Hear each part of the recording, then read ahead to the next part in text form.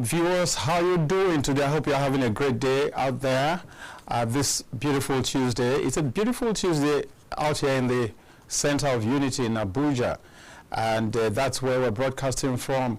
I'm talking about KAFTAN Television, King Adebayo Film and Theatre Arts Network Television. And my name is Dayo Omoogun. On the POLITY, we talk about everything happening in the POLITY.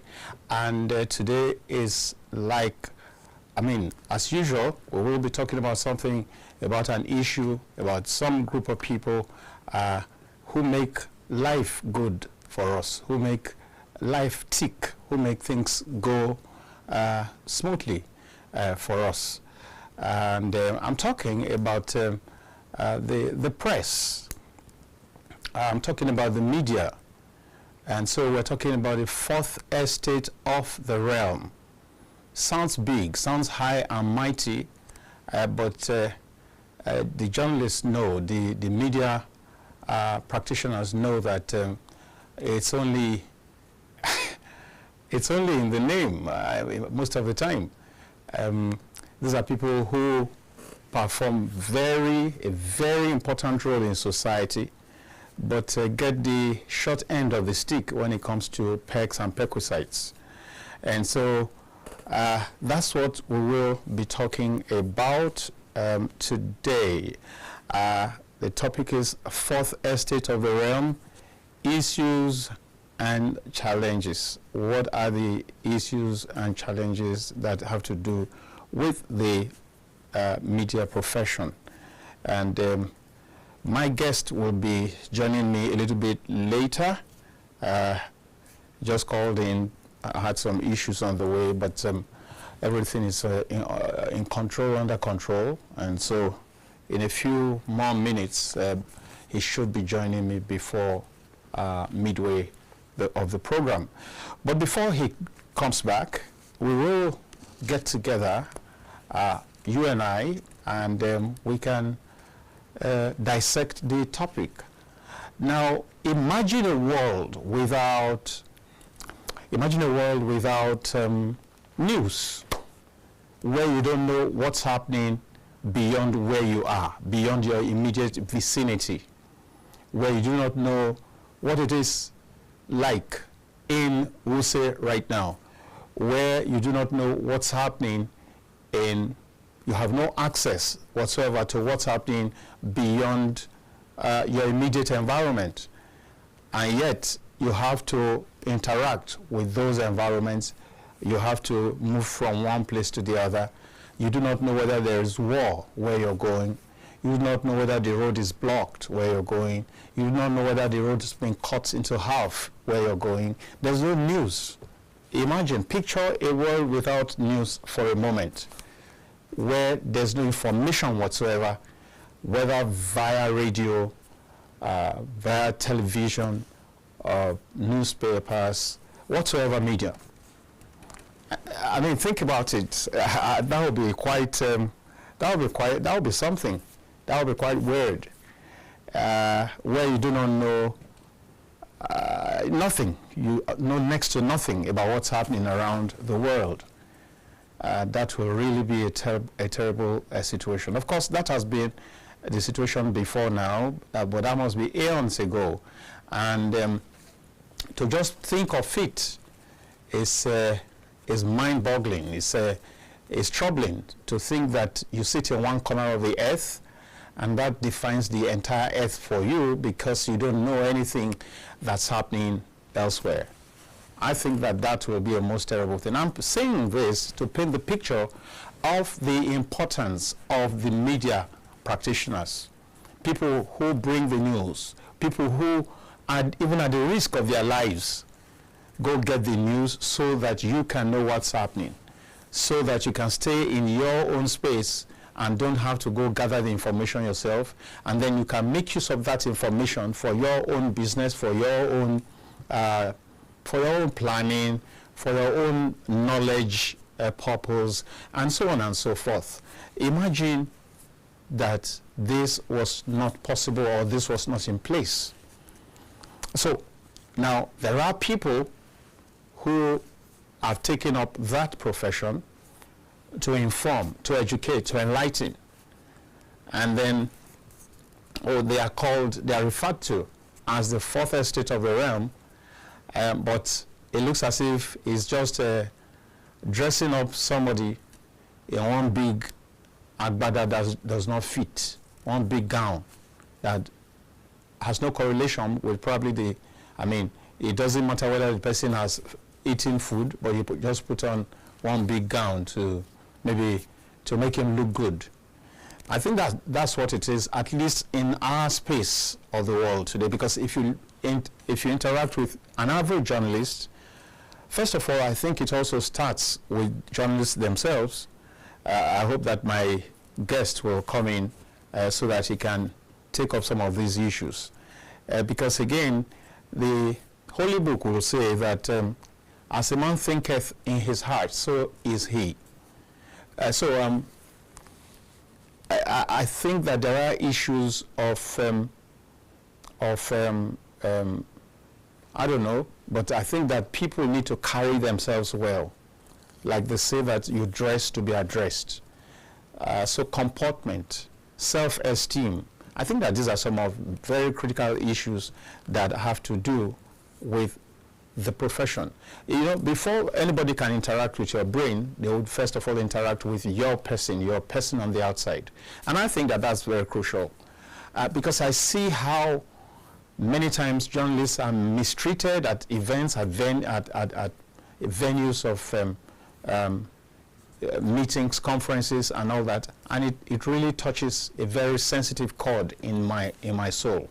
And I know that there are several persons who feel bad about the kind of treatment that journalists get fairly regularly. I mean, these people want to ensure that whatsoever is going on is brought to the knowledge of the world. Yet the world will want to emasculate them, would want to oppress, intimidate them. There are several journalists who have died in the course of duty, sometimes even at the war front, just because of that daredevil, that streak of wanting to get the information and to get it to those who need it. And so it's a most noble, most important role, most important function that the journalist carries out. There's no doubt about it. There's no doubt about it. So somebody will go to the nooks and crannies, to the ends of the earth, and ensure that whatever is newsworthy is brought to your knowledge. And then at the end, what does he get in return? That's the real question. That's the million-dollar question. Does he get any prestige? Does he get any respect? Does he get any perks? Does he get any perquisites? What exactly comes to him by reason of the role that he plays, that very important role that the journalist plays? What are the issues? Does he have any special, is there anything special? If you call him, refer to the profession as the fourth estate of the realm, so is there nothing that should distinguish him? Is there nothing that should mark that categorization when the other estates of the realm are very well taken care of? Shouldn't there be something? Shouldn't there be a standard below which the average journalist should not be treated? These are some of the things that we would like to interrogate on this show. And so you have a situation where these people work very hard and in very difficult conditions. In very difficult conditions. In Nigeria, for example, you find that some of these people get the lowest of pay, and yet sometimes it's not even paid at the appropriate time. So these are some, including when they even work for government. So it's not because of private practitioners, no. Even some of them, when they work in government establishments, they suffer the same fate. So why would people who play such a very important role, why would they be treated so offhandedly, so negligently. In this last 1 week or thereabouts, we've had Labor Day, we've had World Press Freedom Day, and we are looking at this subject matter because we think it's quite timely. And we're saying, is this the best that the journalist can get? Why are the situations that way? Are there contributory factors? Are there things that make the situation the way that they are? Are there, is it an acceptable hazard of the job? Is it acceptable that the journalist should remain, even though he's called fourth estate of the realm, should be treated like a pauper, like a nobody? You know, I really do hope that my guest is able to eventually make it quickly to this place so that we can really take this together. But then I'm sure that you, somebody out there, must understand, would understand exactly what I am driving at. The person who goes through, whether under the rain, under the sun, dust or wind, storm or whatever, braves all kinds of conditions, breaks all kinds of cordons in order to ensure that you know what's the latest developments around town. And so, is this person being helped to carry out this very important function? Are these people being assisted? Is their job being facilitated? Are their jobs being made easy? Or are their jobs being deliberately or whatever, inadvertently being made complicated? What exactly is the life? What is the experience of the average journalist? Does it get attention when he needs it? Does it get some modicum of respect? Does he get any entitlements whatsoever? Or is his lot and portion slaps and beatings from the law enforcement agents? Is that what he gets for putting in a good day's job? We see these things happen, and it will really be good to take a look at it and see what exactly is playing out and why it is playing out. I think that I'll go on a break, and maybe when I get back, I'll put on the phone line so that perchance there's someone out there who would like to call in, so you can have the opportunity after this break.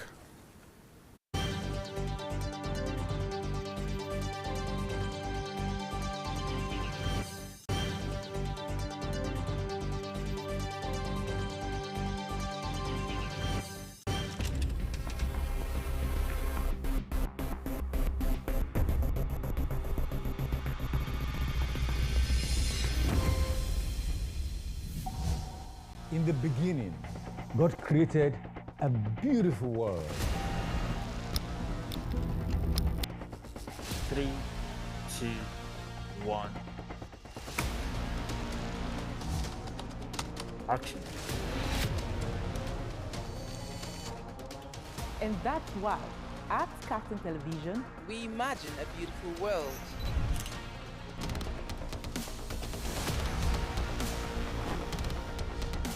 We are not just bragging. We blaze the trail in broadcasting. And it is about you. At KAFTAN TV, broadcasting is not just about information, education, and entertainment. it's an aggregation of all you need to know in Nigeria And around the world to create signal. At KAFTAN Television, we have all it takes to be on top in broadcasting. Our mission is simple: to project Africa in a truthful yet positive manner. wait. We're coming to you in style. Here we are, starting from September. Look at what the facts are. And as you say on KAFTAN TV, imagine a beautiful world. Imagine a beautiful world. That's our slogan at KAFTAN TV. Hello there, I am Ruben Okala. Hello, I'm glad to have you join us again on the News on the Hour, reaching you live from our studio in the nation's capital.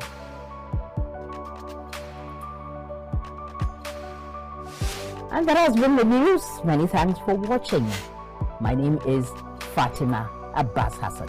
I'm Ayokunle Baba today. I am Kyrian. The politics of Lagos State is still very much in the hands of the leaders.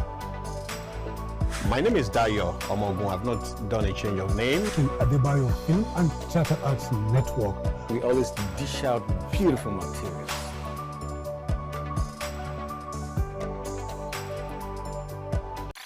Imagine a beautiful world. That's our slogan at KAFTAN TV. Hello there, I am Ruben Okala. Hello, I'm glad to have you join us again on the News on the Hour, reaching you live from our studio in the nation's capital.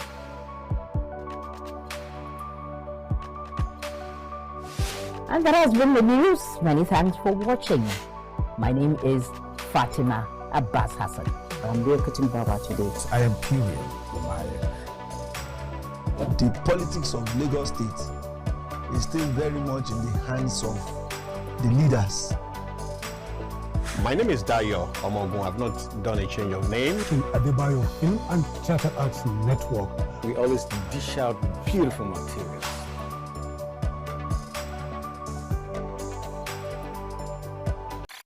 Imagine a beautiful world. That's our slogan at When we say on KAFTAN TV, imagine a beautiful world. We're not just bragging. We know our onions in the world of broadcasting. One of our outlets to express ourselves to the world is our flagship program, Matters Arising. Join veteran broadcaster Ruben Okala and our crack team live. And they give us a high price, and we just say, Nigeria, we ready. As I said earlier, the lyrics is up, talking about the old new national. On KAFTAN TV, StarTimes channel 480 and 124, as well as NIGCOMSAT frequency 125, symbol rate 29500. Monday to Friday at 8 p.m. live. You can join the conversation by calling this phone number 0802 993 8365. It's dramatic and insightful. Don't miss it. Please join us.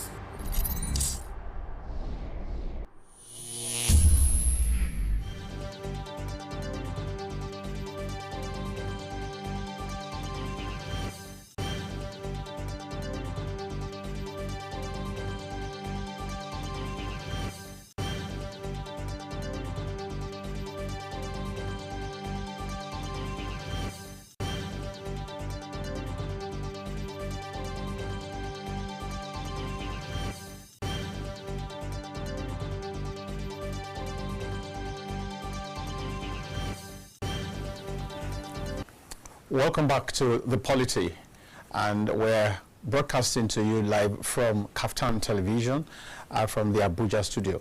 And on this edition of the POLITY, we're talking about the fourth estate of the realm. Sounds very respectable, but then what exactly do you get? Maybe I hope it's not too such a bad one, but there's this how do you call it now? That in the scriptures where it talks about whitewashed, I mean, polished, like polished grave sides, but it contains the bones of dead men. So I mean, so the name, does it actually bring any respect. The title, that categorization, because in those earlier days in Europe, in France, you had this categorization of first estate of the realm, where you have the clergy, and then followed by the nobility, and followed by the commoners and bourgeois, and then the media people, the press. And so that would have meant that these are very high and mighty people. These are very important people. These are very VIPs, yes, in their own various rights in society. But does that really appear to be the place of the average journalist, particularly in our part of the world? That's what we're talking about. If you call people members of the fourth estate of the realm, and they are regularly beaten and slapped and disrespected and dehumanized in the course of their job, in the course of their work, how does that portray them? How does that portray society? How does that portray government? How does that portray the kind of society, whether there are whether the rights of citizens are protected, especially for people who go out there and risk their lives trying to make life better for everybody.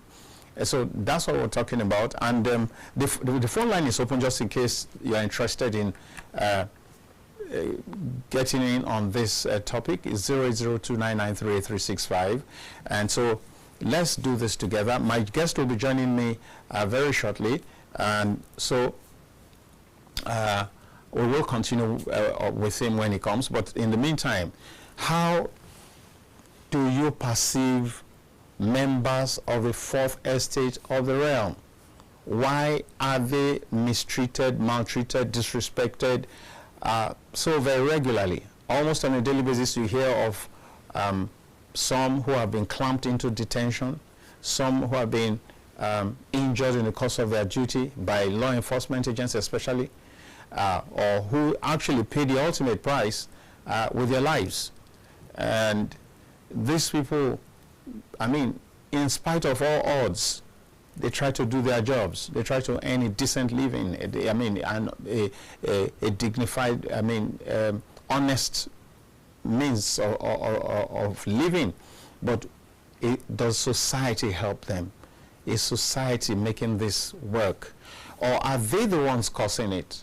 Is there a positioning? Is there a way that they position themselves that makes the society, the other part of society, begin to trifle with them, begin to trample upon them, begin to take advantage of them?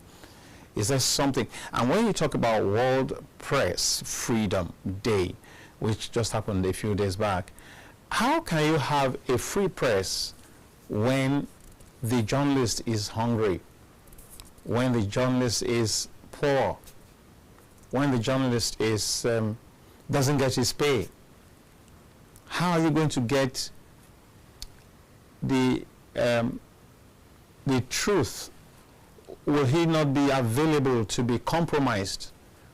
Will he not be challenged by circumstance to want to do something that's unethical? So these are the issues. If you're out there and you want to talk about this, let's hear you. 002993835 is the number. So why would we have the fourth estate of the realm that gets treated like the last estate of the realm, if there was something like that, if there was the 100th estate of the realm? Now, so is it in the name? Is it in their stars? Is it in their conduct? Why is it possible, for example,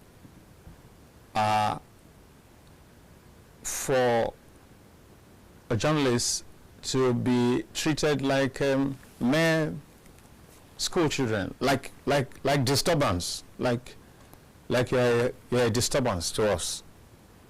They are regularly treated with without any form of dignity. I like us to talk about that.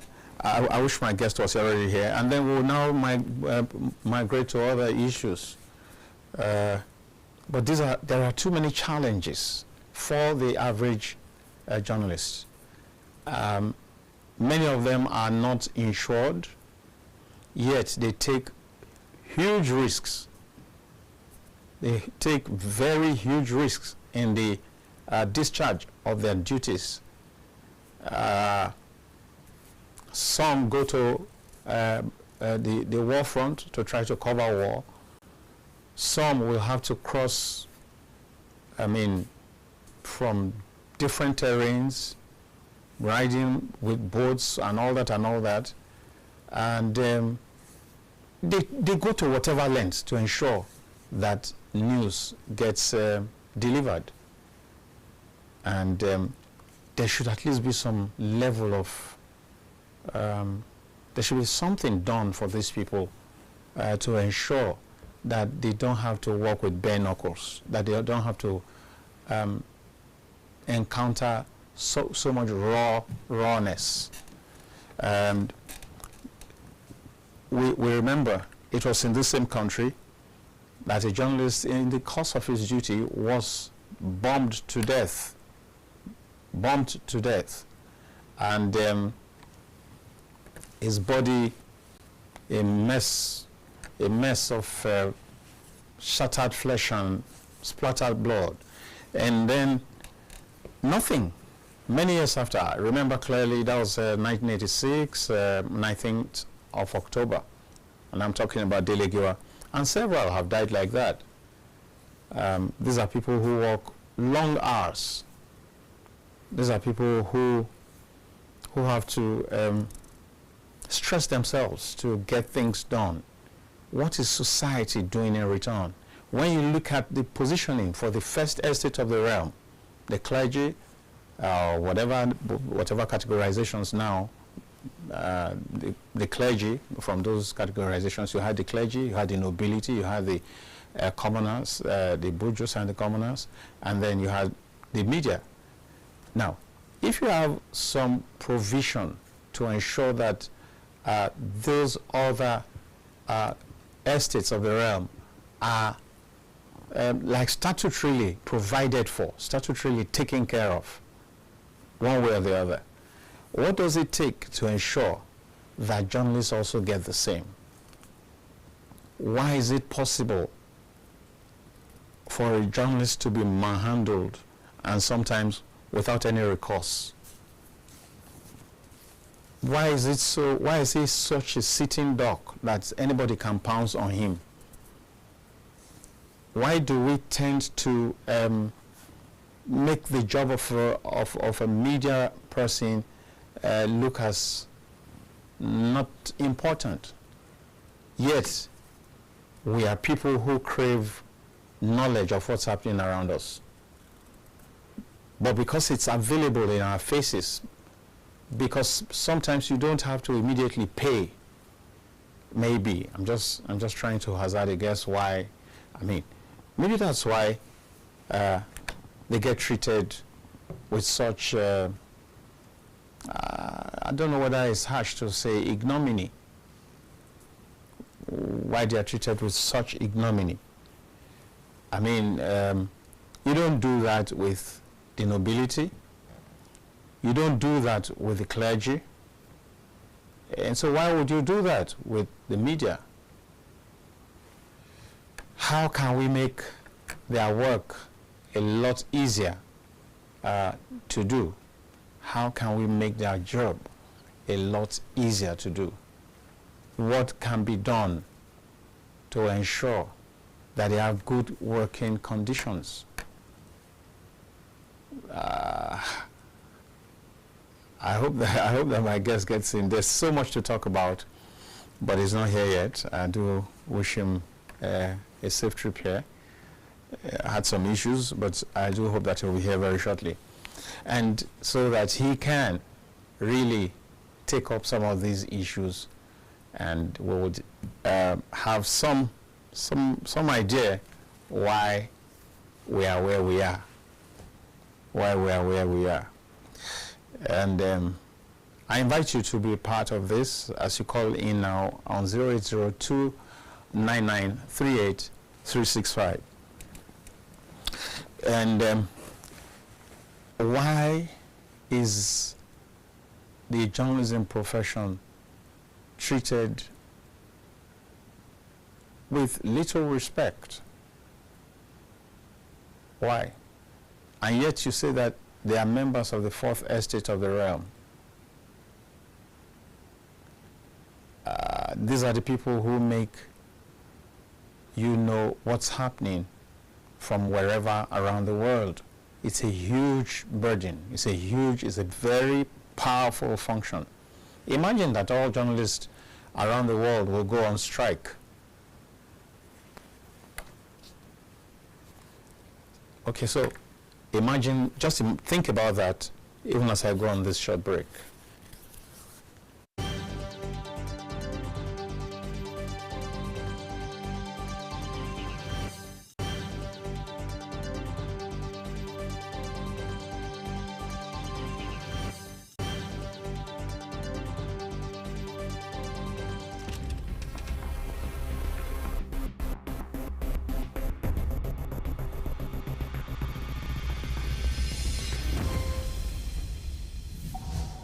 In the beginning, God created a beautiful world.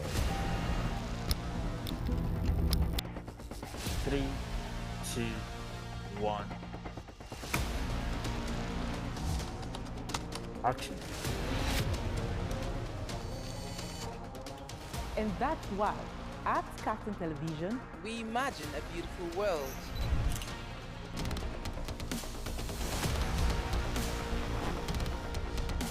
We are not just bragging. We blaze the trail in broadcasting. And it is about you. At Kaftan TV, broadcasting is not just about information, education, and entertainment. It's an aggregation of all you need to know in Nigeria And around the world to create signal. At Kaftan Television, we have all it takes to be on top in broadcasting. Our mission is simple: to project Africa in a truthful yet positive manner.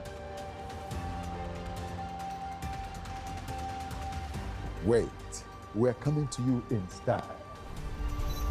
Here we are, starting from September. Look at what the facts are. And as you say on Kaftan TV, imagine a beautiful world. When we say on Kaftan TV, imagine a beautiful world, we're not just bragging. We know our onions in the world of broadcasting. One of our outlets to express ourselves to the world is our flagship program, Matters Arising. Join veteran broadcaster Ruben Okala and our crack team live. And they give us a high price, and we just say, Nigeria, we ready. As I said earlier, the lyrics is up, talking about the old new national. On Kaftan TV, StarTimes channel 480 and 124, as well as NIGCOMSAT frequency 12518, symbol rate 29500. Monday to Friday at 8 p.m. live. You can join the conversation by calling this phone number 0802 993 8365. It's dramatic and insightful. Don't miss it. Please join us.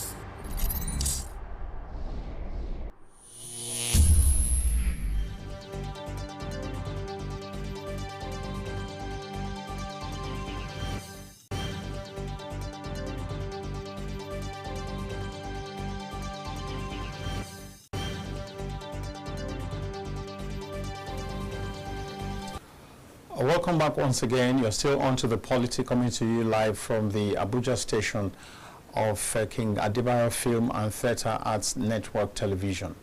And my name is Dayo Omoogun, and I have with me Segun Ojelade, veteran journalist, so very qualified to talk on this. But just before I bring him in, let me take this call. Hello? Good afternoon, Mr. Dayo. You're welcome to the show. I was called from Kaduna. Awusko, my friend. How are you doing? I'm very fine, sir. All right. Thank you. Yeah, go on. You see, the Nigeria got its independence because of the vibrancy of journalists. We never fought for our independence. It was the vibrant Nigerian press who fought the colonial masters, and we got our independence. So when the military came, when the French Republic, the press flourished under the French Republic until the military came, and then the press, which was once vibrant, lost its vibrancy because of military rule at that time. But even then, the press still remained vibrant, and they fought the military even to the time of Abuja, and the press stayed down Abuja and the reality came. The Nigerian press knows that it's vibrant, although we know that pecuniary money is nothing to write home about. But the vibrancy of Nigerian press still remains. But when this present government, APC government, took over, and we thought that because they were in the opposition before, and they know the nuances of being in opposition, they use the press also to fight to get to where they are today. Well, they're supported with what they are doing to the press. They don't allow criticism. They don't want criticism. They want a psychopathic press. But I still believe in the Nigerian press. Because, what as you said, and all of that, when they were in Concord, another newspaper. And I believe, even though the press now seems to be hobnobbing with some politicians who think they can use their money, but they still remain vibrant. And they will fight for the enthronement of good Nigerians. So I want the Nigerian public to support the press so that the emancipation of Nigeria will be total. I salute the press. Thank you very much. I believe, of course, power. Thank you, Awusko. Thank you, Awusko. Thank you very much. And so, at this point, let me bring in Segun Ojelade. You're welcome to the show. Thank you very much for having me. Right, and then we've been talking about the fourth estate of the realm. That's how your profession is categorized, and that sounds high and mighty, doesn't it? Yes. The press is referred to as the fourth estate of the realm after the executive, which is the first, the legislature, the third, and the judiciary, which is the third leg in a democracy. So the press, which represents the people, the link between the three and members of the public. The press is no doubt very powerful. They say the pen is mightier than the sword. So the press remains a very strategic agent of development of any nation.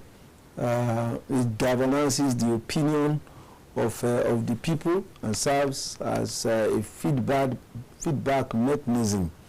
And more importantly, the press brings the three other arms of government to account by ensuring that whatever they do is effectively monitored, and effectively reported, and the feedback is brought back from the people. So, if before the people can form their opinion, a vibrant press is needed. And like Awusko rightly said, the Nigerian press, right from pre-independent days up to independent years to this very moment, remains very vibrant. Although the press has suffered much vilifications to the point that many people believe that maybe the Nigerian press has lost it at some point in time. But the Nigerian press has played a very pivotal role in independence, in the First Republic, Second Republic, and especially during the period of the military, like Kawusko said, and that we all know, the press fought the military very gallantly, and the press can take a huge chunk of commendation or credit for Nigeria's return to democratic rule. So kudos to the Nigerian press. And as we celebrate, because this still remains the period of celebration of World Press Freedom Day, we congratulate ourselves. All right. Okay, so you have that big name, and clearly we do know that the contributions of the press are huge in terms of development, in terms of spurring change, in terms of strengthening democracy, and whatever. But where does the average journalist stand in the calculus, in the center of things?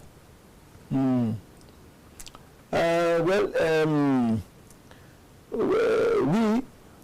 still remain key elements of governance in this country. Though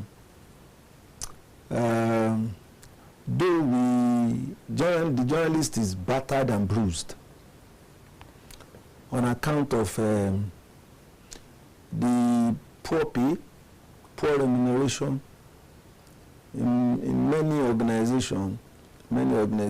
It is the journalists that go out to fend for himself because of the parlor states of welfare of journalists. Many of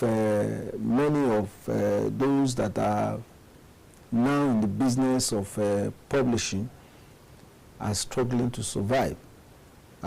If not for online journalism these days, that the erstwhile vibrant newspaper publications, mention them like the Punch, like the Guardian, the Daily Times of the days of yore. If not the fact that they are now going into online publication, how many Nigerians still buy newspaper today? The internet, the social media, the online journalism has almost killed the art of publishing in Nigeria. And it is the journalists, it is the reporters that is taking huge bashing. Many of the organizations are struggling to pay. How many radio stations do we have today that are paying good money, or paying even up to the national minimum wage of 70,000 naira per month to their journalists? I'm talking about radio and private radio and television stations. We've seen some of our colleagues that are earning 40,000, 50,000. We meet them on assignments. You hear them on radio, vibrant voice, doing great things, but how much do they earn? But the journalist is still very active, very vibrant. Every day you hear about Nigerians are not lacking in information about governance and about what is happening anywhere in the world. And the Nigerian journalist is well trained. Yes, a good number of practitioners of journalism in this country are trained at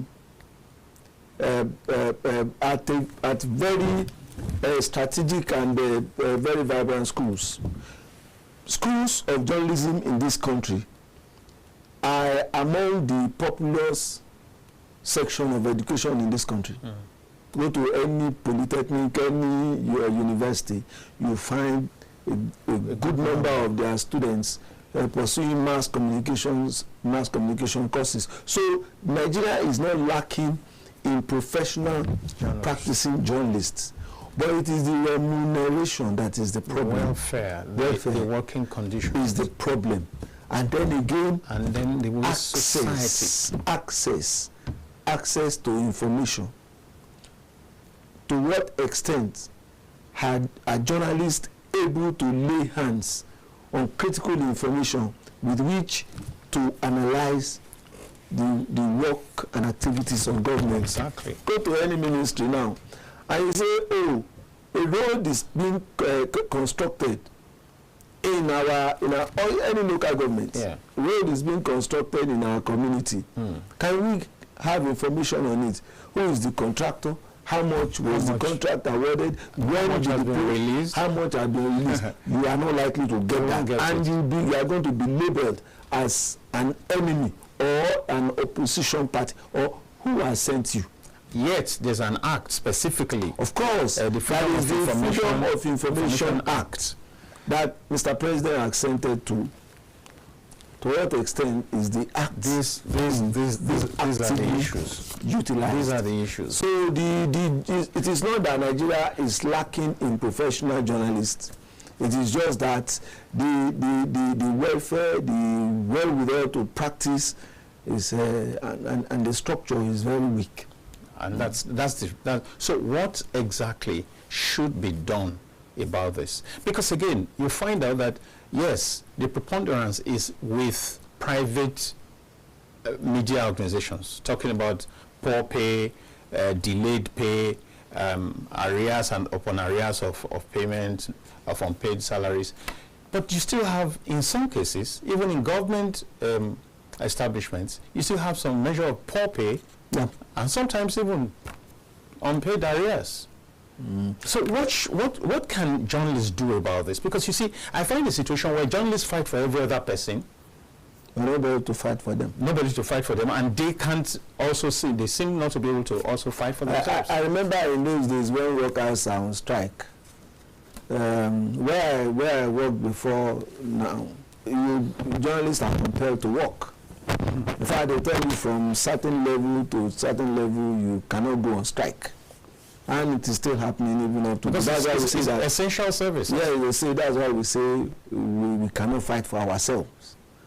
Though we fight for others. Now, I think the situation is a shade better now when you talk about government media institutions. Yeah.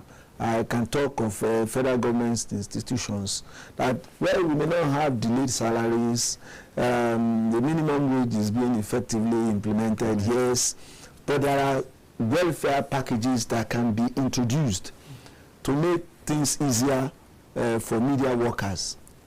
Even at the federal level, it is worse in private organizations. Very bad. Very bad. But you see, once the journalism spirit enters, once you catch the bug of being a reporter, you are gone. You give your all into it. I have experienced it, so I can talk on it. It will be very difficult for you. If there is an assignment to be done, it will be very difficult for you. If a package has not been completed, it will be very, very difficult for you. If there is an idea to be pursued, and night comes, for instance, where will you go? There are many journalists, reporters, and cameramen and producers in television houses, radio stations that sleep in the office for days. In fact, there are some situations that you can deal with better in the night when everybody is gone. That is when the creativity comes. Yeah. There are early morning programs that will have to be done overnight. We don't count the costs in those days. We do not count the costs. And the cost is huge. Huge. Families. Exactly. Paying your bills. And then even taking care of yourself. Of your own self. So, journalism it's like a spirit. Once it enters you, that is why our women needs they need to be properly taken care of. They need to be properly taken care of by the organizations, because especially if they have to combine it with the marital duties. It can be seriously tasking. That is why many journalists don't have good homes. The job has crushed many marriages. No time for anything, and money is not even. And money is not coming in. Yeah, I have experienced it, but thank God has not allowed me to see some of the very terrible aspects of the dimensions of it. But we thank God for our families that stood by us during but many are not lucky. So employers of labor, that is why the institutions like NBC must do the due diligence. It is not everybody that is able to pay the 15 million registration license and licensing fees, or is able to set up 2 rooms or 3 rooms where they can put a tiny transmitter and then buy microphones that should be given licenses. Staff welfare too must be taken care of. They must be able to ensure that this person we are giving license to will be able to pay its staff. There are stations that say, okay, well, we have established, okay, you are managing it, you are the director, you are the this. Go and fend for yourselves. And how does that play out? Because that's a loaded statement. That's a loaded command. It's a pregnant command that is amenable to all kinds of interpretation. Because I've heard where officials will say you have the ID card as your meal ticket. So that's your meal ticket. I think that's very unprofessional. No, that is not what it means. Go and fend for yourself does not mean the journalist should go all out and commit harakiri or commit blue murder, or go and join the bad wagon of what we call in those days brown envelope syndrome. That's not what it means. What it means is that the establishment, the radio or the television station, should go and look for adverts to sustain its operations. That's what it means. No, when you say go and fend for yourself does not mean is not addressed to the individual worker in that establishment. It is to the management of the authority to go and use the transmitter, to go and use the reach of the television station and manage the place in such a way as to be the toast of advertisers, so as to sustain it. And I think that is a very legitimate demand. What it should be. That's a legitimate demand. You know, but you see, Nigeria is that's the second side that I want to point out. Nigeria is a nation where we appreciate God and then we appreciate good deeds. Now that is why you will go for a press conference. You'll be invited for a press conference, for instance, and after covering after the speeches and all, and you're about to go, they ask you to write down your names, and then before you know it, they give something to the reporters to cover the. That is not to compromise them. That is in no way begging. That is in no way corruption. That's appreciation. That's appreciation, and it is legitimate, and it is happening in all sectors. Now it becomes bad. It becomes a crime when the reporter now makes a demand and say, I'm not going to use this your report unless, or probably you now say, DG, I have gotten a scoop on your organization. Let's talk. Otherwise, I will use it. That's now blackmail. That's the other side of the practice of the profession, and you have that with journalists, journalists in quote now, journalists in parentheses, those who don't have who don't have a character. I mean, they do. Of course, they do not have character. Yet they are not known to any organization, and they are not known even to the profession of journalism. We call them quacks, and they are everywhere. It is not everybody. We have gone to assignments where they will tell you, somebody from let me just mention not our station, not somebody from your TV. No, somebody from your TV has been here, and we've taken care of them. Those are quacks. They are everywhere. They go to all press conferences, all seminars. They go to launchings, and those ones are the crooks in our character. And the managers of the journalism profession must ensure that those people are fished out and dealt with.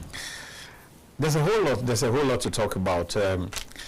Now, I think that these are very serious issues where staff are not taken care of. It's a very. I think that there should be, and I think there will definitely be such legislations in place, because I think that if there are such legislations in place, they should be thoroughly enforced to ensure that employees are properly taken care of. There is.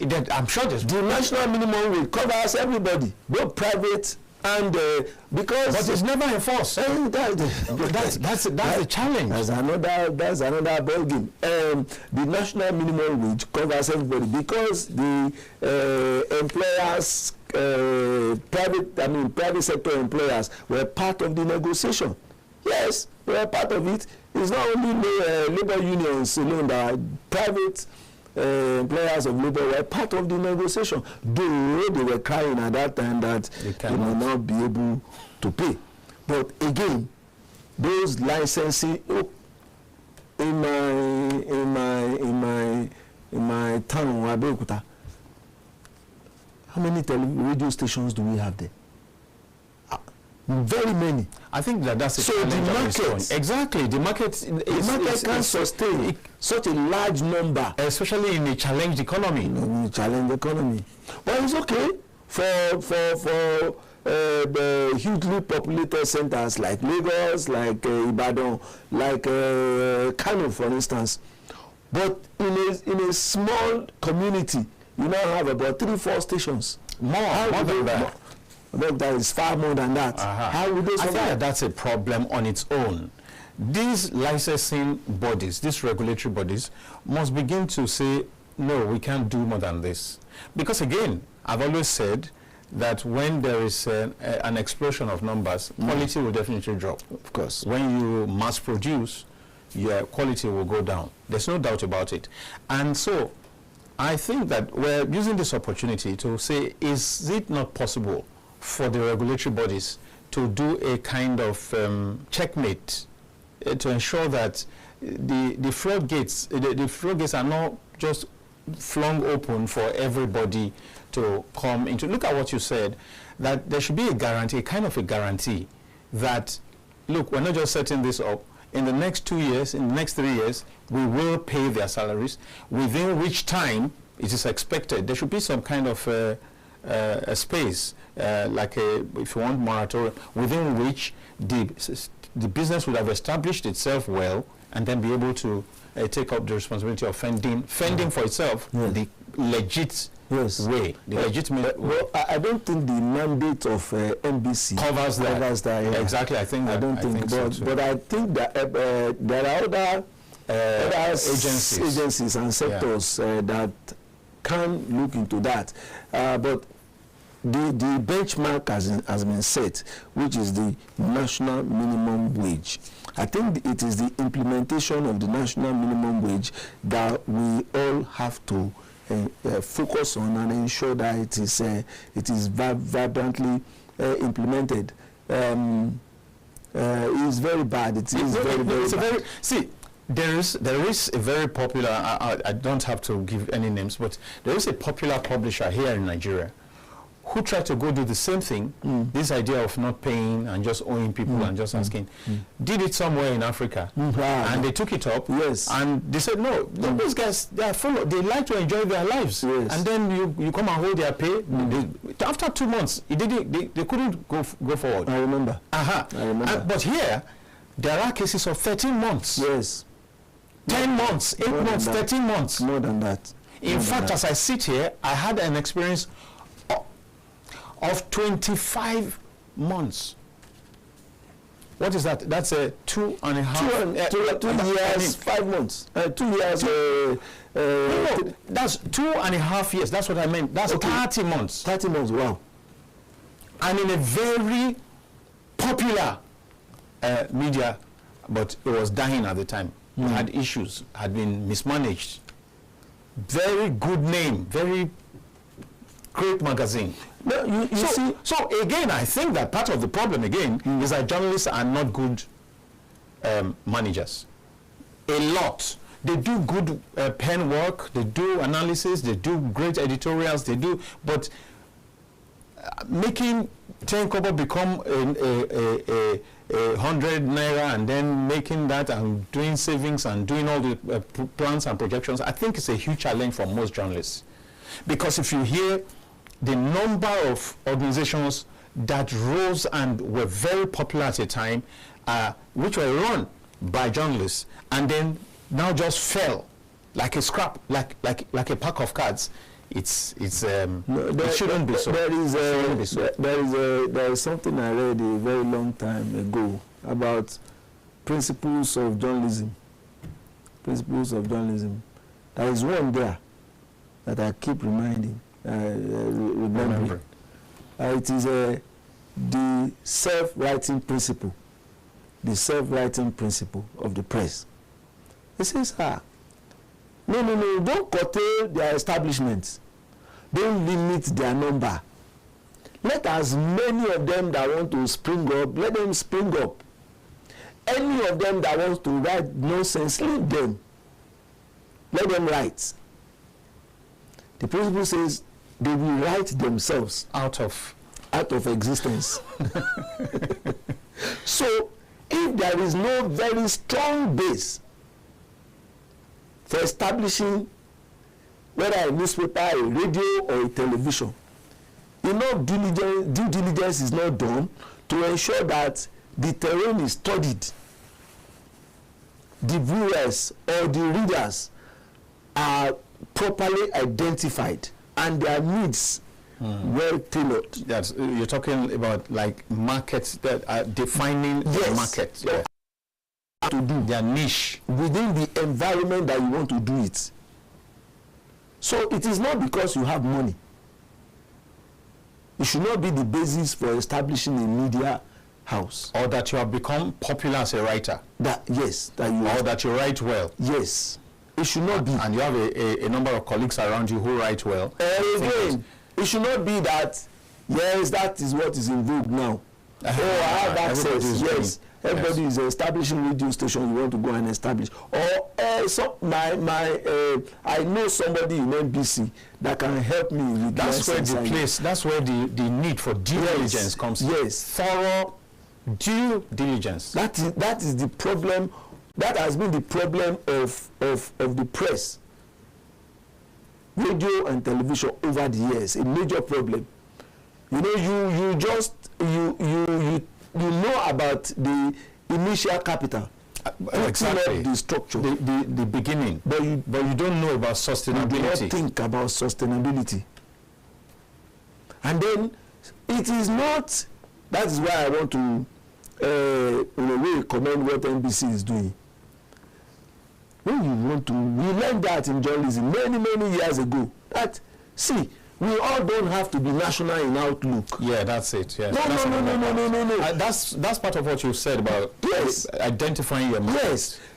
Yes. If you want to broadcast to a community, then it's a community radio. Yes. For instance, if you want to talk to your Egba people, for instance, yeah. where I come from, Eda, you just face Eda, you face the people, and so the people will recognize the station as their own the station, you know, the challenge as their again. own. Yes. Now, if they see the station as their own, they will support it to succeed. We've known that very long time ago. There are stations like that are focused. You can have is it a law radio or a legal radio in Lagos?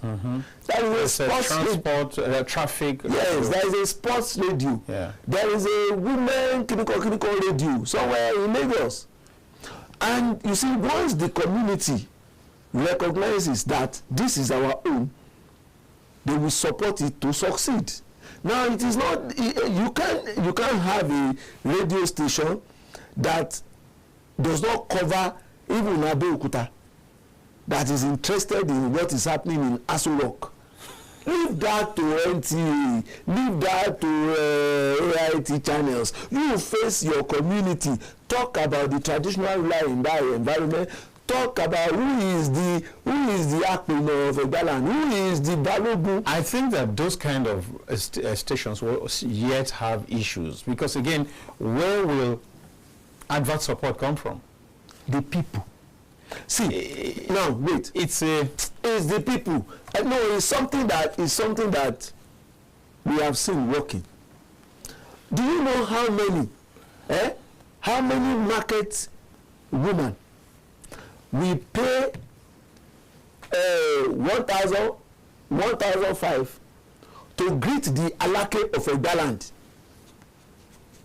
when he's having the coronation anniversary?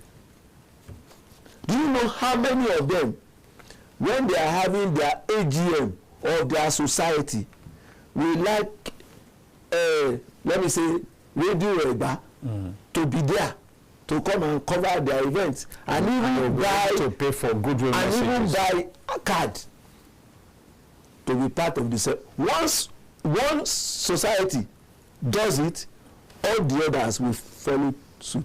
There are other creative ways that media houses can make money. Sure, yes, even big time television and radio stations that can make money, rather than every one of us folding our arms and looking up to either the publisher or looking up to the owner of the station. Yes.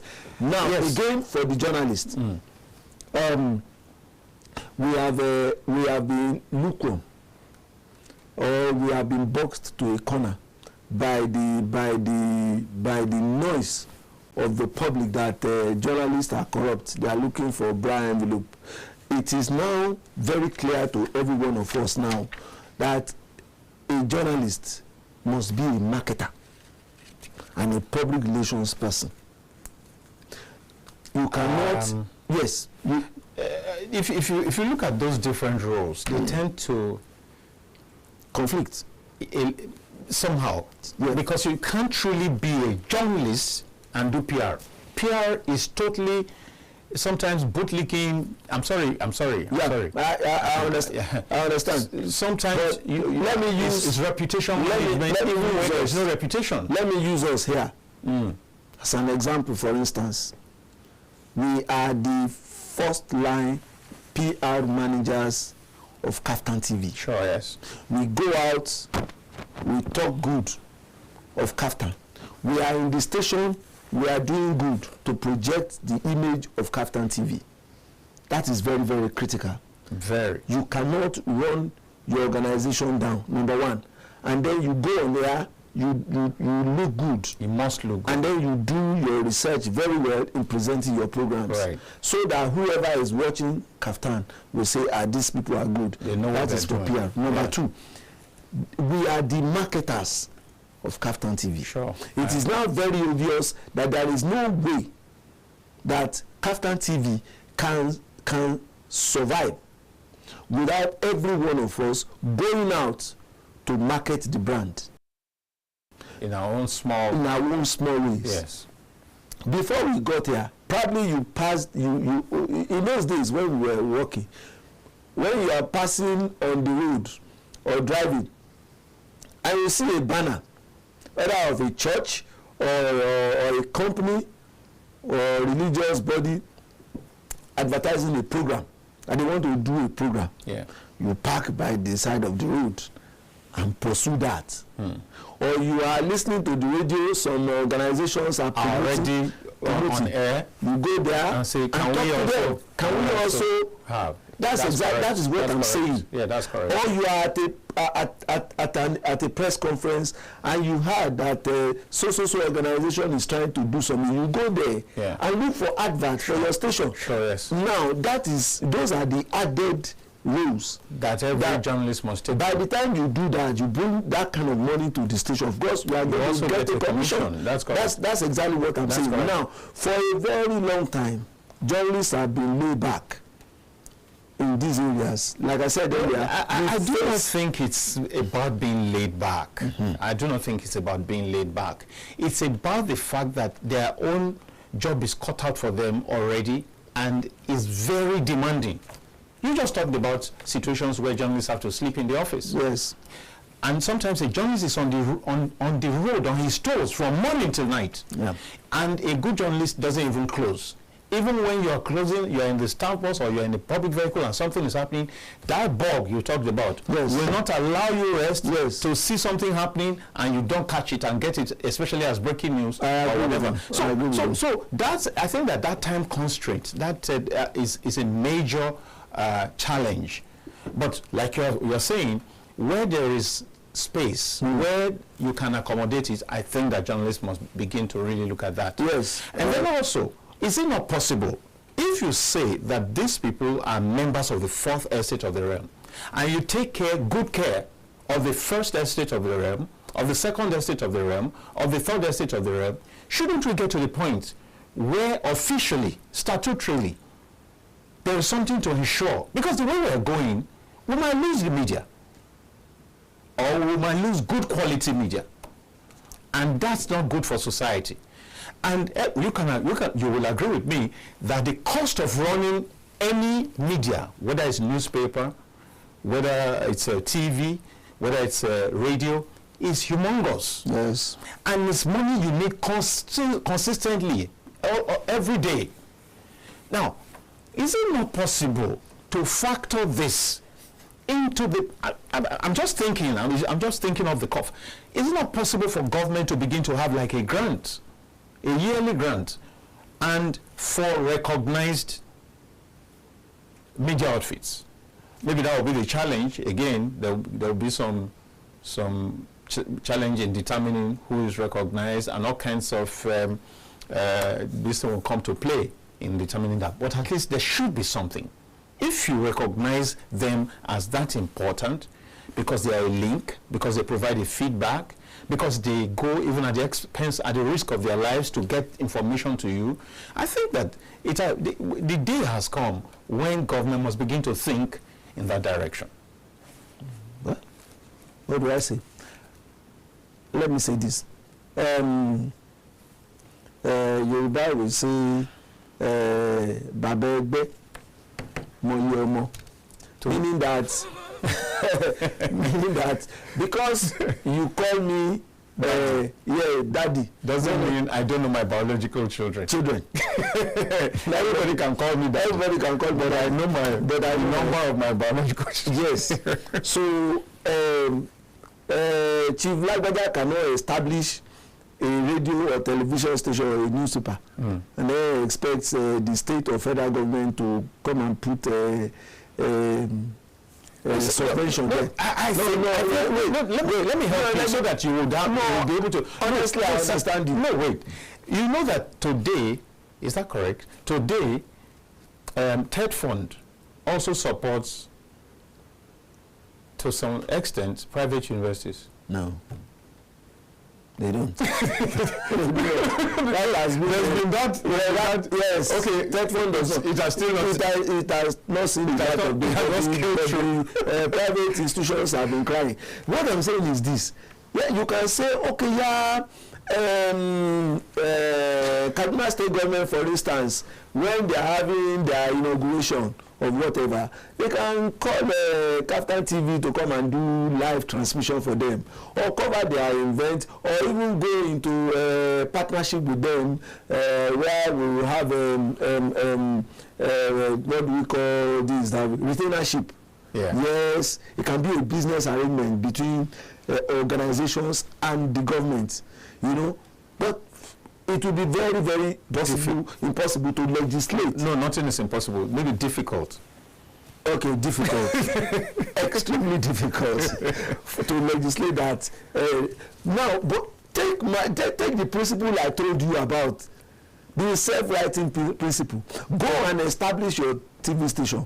If you like, funny enough. But you see, if you don't do your due diligence, yes, if you don't do your homework, of course the thing will die. How many radio and television stations, even what do they call these ones that we transmit by cable TV straight into, how many of them have died? They died. If you don't do your homework before establishing, I'm just afraid that you just go and put your staff into problems. Into the thing will die and nobody remembers it. How many of them have died? So the onus is on proprietors and proprietresses of media establishments to ensure that before going on air, before beginning to publish, they must ensure that they have a very good blueprint for survival and sustenance. Again, I think that media organizations must go beyond even the traditional way of sourcing for funds. I remember that NTA, I hope I'm correct, NTA at the time used to have, I think, like NTA estates or something, NTA, all kinds of things. Not only estate. All kinds of things, kinds of things. Yes. And that's the only way. So for every, especially TV station, maybe radio station, business development must be top-notch. Yes. There must be a set of people who are constantly thinking, how can we utilize this? Okay, we've got space. How can we utilize this space? NTA is doing that NTA used to do that, even using the space for Christmas parties for children and all that and all that. That's revenue generation. Yes. So I think that that's one way of survival and they need to look at that. But now, let's say this. What can the employee do? An employee in, especially like we have identified, in a private setting. Somebody told me, Fola Adikeye said, you should know the moment you do 6 months in a place and you're not paid, don't stay there. Don't stay. Of course. Don't stay. I mean, when we were talking, I was very bitter. I said I had such great this thing for this place. They had a great name, and I felt good to be part of it. And then they kept promising. They kept saying. At a point, they said one former governor who is very popular now and is in a particular position, even in the federal government dispensation, was coming to be part of the financiers of that outfit, this, that. So we'll keep waiting, we'll think. I spent 30 months. And after that, when I got fed up, I said, man, Otito, get by. And there are several persons like that. Of course, we were surviving one way or the other, but it's not what you're supposed to get, and you can't live that way. It's not the kind of way that a journalist should live, to think that if I go out, you can't plan that way, that if I go out, I'm likely to get an envelope. You can't demand for it. Yes. So I'm likely to get appreciated. Appreciation is not, you can't enforce it. Yes. So there must be some systematic way of having income. Okay. So that the press can truly be free. We're closing now. So that the press can truly be free. Because a journalist that is hungry, that is challenged, is angry, exactly. And will most likely be susceptible to compromise. Yes. Well, let me use myself a little. I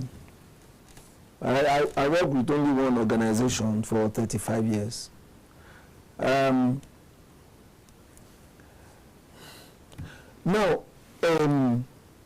if I look at myself today, I probably sometimes I feel I miss the number of opportunities. Maybe there are things I should have done that I didn't do. Probably it was just the grace of God that made me survive up to this very moment. Yes, I'm now talking to younger generations of journalists, reporters, and all, media workers. See, the grace is still there. The grace of God is still there. But you see, do not rely entirely on grace for survival.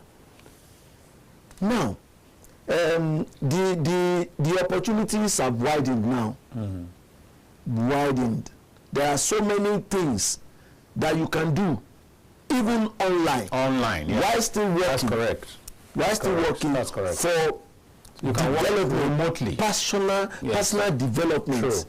Enhancing yourself, getting more knowledge, and having more certificate that will make you more marketable.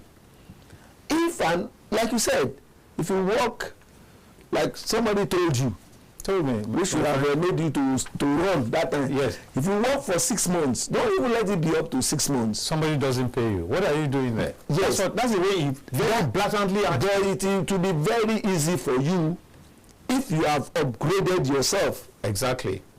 But if it is what you brought him to that job that you are still holding, time will have passed you by. It's possible, yes. It's possible. So you should develop yourself, even while running after microphone, cameras, or while carrying notebooks or midgets, as they do in radio. Develop yourself. I have a young girl who is into the job now, and that's exactly what herself and I discuss every day. Yeah, it's good that you have joined the job that I've joined. Good, very good. I'm proud. Develop yourself. That should be the key word. And maybe don't put your eggs in one. I don't know. No. You can't do that with government work.